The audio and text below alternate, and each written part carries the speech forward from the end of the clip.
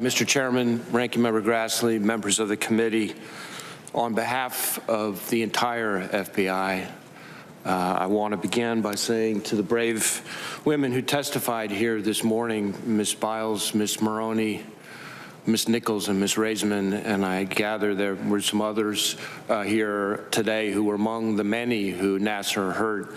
I'm deeply and profoundly sorry to each and every one of you.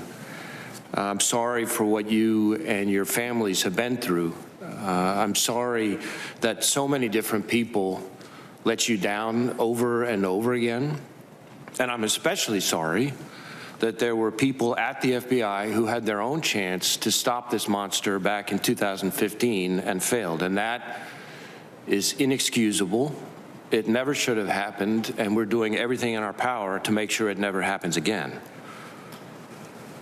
Now, before I became FBI director, I was generally familiar with the Nassar story shortly after his arrest in 2016, and I remember even then being appalled that there were so many people who had failed to do their jobs and keep these young women safe from that predator. But after I became FBI director, and when I learned that there were people at the FBI who had also failed these women, I was heartsick and furious. I immediately ordered a special review by our inspection division to try to get to the bottom of it. That review led in part to the Inspector General's own review, and I'm grateful to Inspector General Horowitz for his team's extensive and independent work. I want to be crystal clear. The actions and inaction of the FBI employees detailed in this report are totally unacceptable. These individuals betrayed the core duty that they have of protecting people. They failed to protect young women and girls from abuse. And the work we do certainly is often complicated and uncertain, and we're never going to be perfect, but the kinds of fundamental errors that were made in this case in 2015 and 16 should never have happened, period. And as long as I'm FBI director, I'm committed to doing everything in my power to make sure they never happen again. The FBI cannot carry out its vital mission of protecting the American people without trust. And in this case, FBI agents, certain FBI agents, broke that trust repeatedly and inexcusably. And to pretend otherwise would be yet one more insult to the survivors.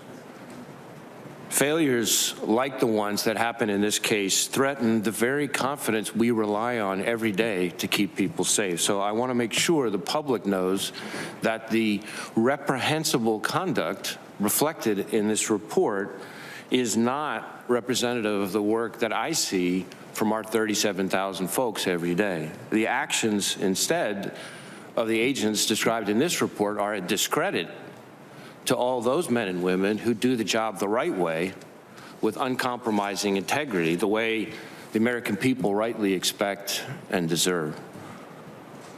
Throughout my career as a prosecutor and now at the Bureau, I have found that the agents and officers who investigate crimes against children and sex crimes are among the most compassionate and fiercely dedicated out there. And I suspect a number of you on the committee have had the same experience on your end. And I am grateful to the women who came forward today so that I can say to everyone that there is no more important work in law enforcement than helping victims of abuse. It's work that's got to get done right every single time.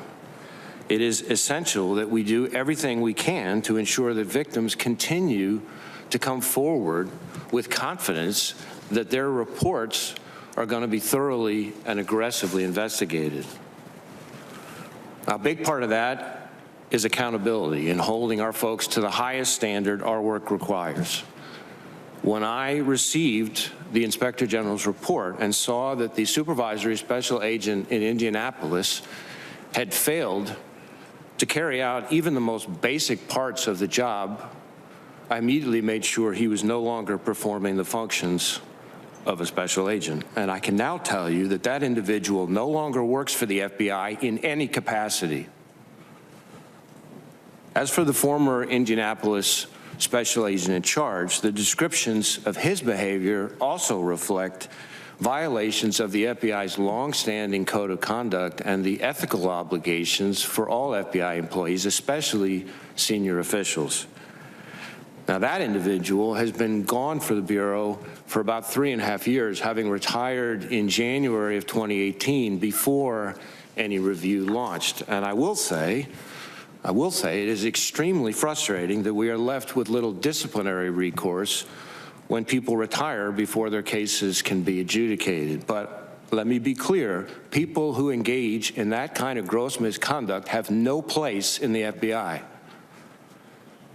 I can also assure you that the FBI's response is not limited to dealing with those who failed so profoundly back in 2015.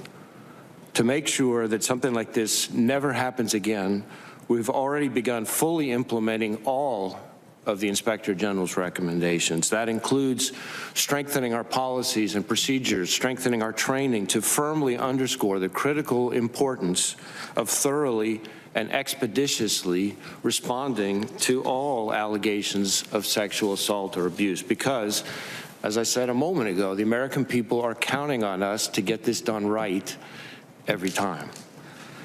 And finally, I'd like to make a promise to the women who appeared here today and to all survivors of abuse. I am not interested in simply addressing this wrong and moving on.